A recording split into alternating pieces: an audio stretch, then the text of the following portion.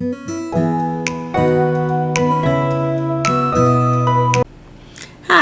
welcome to Lilybugs Library. My name's Linda, and I hope you're having a great day. I hope that it's nice and sunny where you are and you're getting to enjoy the summer. Or if you're on the other side of the world, I hope it's not too cold and wintry. So today we're going to do a tag for Tag Tuesday. And this one is 101 Days of Summer, and I got it from Sue Jackson at SueJacksonDE, and I will list her channel down below. And I'm really hoping that this video is not glitching, because from my side of the camera, I can see it kind of just doing this little weird thing every now and again. So if it is, I'm sorry. I have tried 3 times and I can't seem to get rid of it, so I don't know what's going on. I was just thinking that there is a lot that this program does that I don't even know how to do, so I don't know what. Could be anything. Anyway, let's carry on. So I'm going to do, as I said, the 101 Days of Summer tag. I did have a tag that involved extreme weather, and I didn't feel right about doing that one today with everything that's going on in Texas. And my condolences to everyone there that's had to deal with the flash flooding, and been a terrible tragedy down there. But let's carry on, and we will talk about 101 Days of Summer. So the first one is BBQ Time. Pick a favorite author. They are inviting you to a barbecue to announce their newest work. What do you hope they're announcing, and what are you bringing to share? Well, I'm hoping that I was invited to by Jennifer Hawkins, and I'm hoping she's telling me she's writing another Chatty Corgi book. As I've said before on this channel, I've read all 3 of them, and it doesn't seem like she's coming out with any more, and it breaks my heart because I really love them, so I would be hoping for that. And as for what I'm bringing to share, I make a pretty good curried deviled eggs, so I would probably bring those. Road trip. So pick a real world setting from a recent or not so recent read. Where would that road trip take you? Well, it's funny that's on there because Wonderful Husband and I were just talking about that today, how we'd love to take a trip to the UK, and I said I would like to go to Cornwall. It's a county outside of England. It's in southwest England. And I've read a lot of books that take place in Cornwall. And I would really like to go there. It sounds, I don't know if there's much to do there, but it sounds really sweet. It's like a little English village, and with pubs and places that sell wool. And I don't know, it just sounds very cozy. So I think I'd like to go and explore. Camping is the next one. Number 3 says, do you rough it? Say tent and a sleeping bag, or do you require amenities? Will you read more than usual? Oh, I definitely require amenities. I never liked camping even when I was younger, and I definitely don't like it now. So I want a cottage or a cabin, or at the very least a pop-up trailer or something like that. I'm more of a glamping girl than a camping girl, so I want all the amenities, including air conditioning, please. And do I read more than usual? I probably read, I might. I mean, it really depends where I'm camping. I mean, if I'm someplace where there's a ton of things to do, I would probably be out doing those if I could, if my health was up to it. But otherwise, I would do a lot of reading. So, just depends. Festivals. You're attending a Booktube festival where dressing as one of your favorite literary characters is the only requirement. Who do you go dressed as, or why? Oh, that's a tough one. I think I would probably go dressed, and I just finished a book that related to this character, but I would probably go dressed as Marilla from Anne of Green Gables. I'm a little old to be Anne of Green Gables, so I think Marilla would be a good choice, and it wouldn't take much to dress as her, really. Otherwise, if I was going as, regardless of age or anything like that, I would probably dress as Harry Potter. Either one would be fun.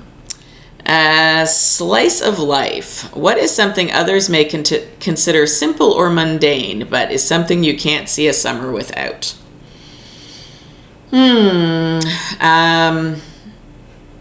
I guess, the annual trip that wonderful husband and I make for fish and chips, that's definitely kind of starts our summer. I also think things like homemade iced tea or watermelon, those are all parts of summer that I feel I really need. And certainly a trip to the beach in there somewhere, collecting shells and rocks and, all those sort of things. Dipping your toes in the ocean. So that is number 5. Number 6, which author would you invite to go camping with you, knowing you would want to hear the scariest story they can tell around the campfire? Well, it's not going to be Stephen King or Neil Gaiman because that's too scary. I don't want their scariest story. I would never sleep. So maybe someone like Dandy Smith that did The Wrong Daughter. It's more of like a psychological thriller sort of thing. I can handle that. I just can't handle anything scarier than that. I like their books, but in small doses. Some of their tamer books. And then First Love, Summer Crush. A romantic interest during the summer months often leads to a bittersweet ending or a lasting impact. Which do you prefer to read? How does the age of the characters affect this opinion? I like something with a lasting impact more than I do bittersweet. Something where at the end of the summer, even if it doesn't continue, they're both left changed somehow. And I really don't want to read about first love angst, like teenage love or even early 20s. I think I'm more likely to read something 30s or older. And that's just a preference. It's nothing wrong with those other ones. They all have their place too. It's just not what I want to read. Nostalgia. What book or books imbibe you with an overwhelming sense of summer nostalgia? They don't necessarily have to take place during summer, but provide a strong attachment to summer somehow. Let me see. I think, when I think of summer nostalgia, I have to say I don't think of books. I think of Grease, the movie. That just screams summer to me, and certainly nostalgia, because that's, came out when I was younger, and I just always think of summer related to that. Books, I don't particularly have one that brings a lot of nostalgia. Nothing I can really think of.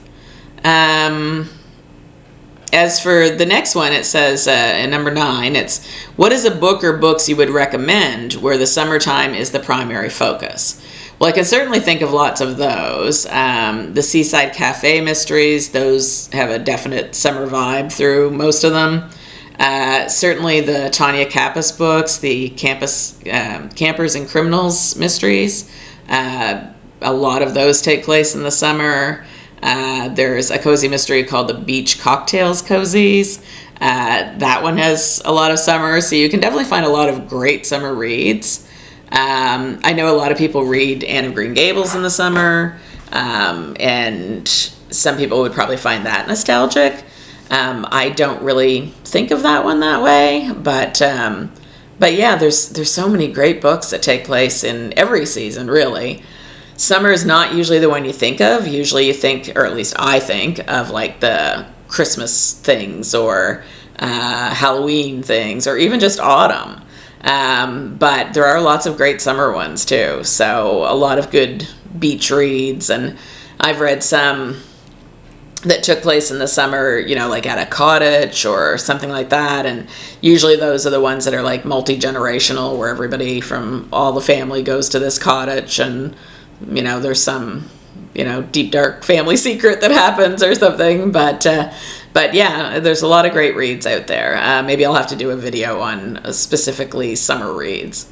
So that is that one. And then as far as tagging people, I don't really know who's done it and who hasn't, but I'll tag a few people below. And if you haven't done it and you want to, and I haven't tagged you, feel free to do that. So that is it for me, and we are expecting a big rainstorm today and a lot of thunder and lightning. So I have things I'd like to go out and do, but I'm going to be in for the day. So the rest of the day, I was out this morning with a good friend who's having a birthday, so we were out celebrating that with breakfast. But now the rest of the day, I think I better stay put. I don't really want to get drenched. So I hope you have a great day, and I will talk to you soon, friends. All right, bye-bye.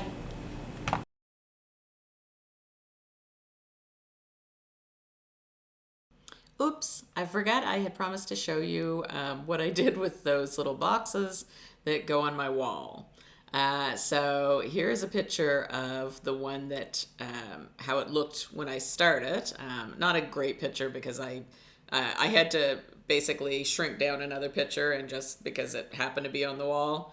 It's not like I normally take pictures of them. So anyway, that's roughly what it looked like. And then here's a picture of one of them after I finished. At first I wasn't that crazy about it, but it's kind of growing on me. So, I guess it turned out okay.